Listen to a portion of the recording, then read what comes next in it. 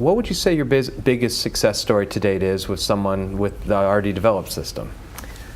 Well, actually, it was just last week we were in an independent living facility out in Davison, and we tested 18 people in the day, but it was quite remarkable that these people were kind of left alone.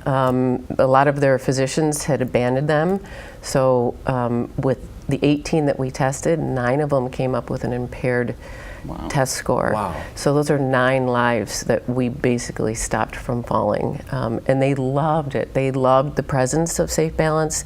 It's a very engaging test. In fact, we started with just 14 people on the list, and within a couple hours, they were saying, "Hey, can you test my friend? I want her to be tested." And so it was quite remarkable the number of people that we were able to reach. Wow. So yeah, 9 people that that don't fall, 9 hips that aren't going to be broken, Exactly. and think of the inconvenience with the family if that happens to a loved one. I mean, that's Right. amazing. That Right. is absolutely incredible.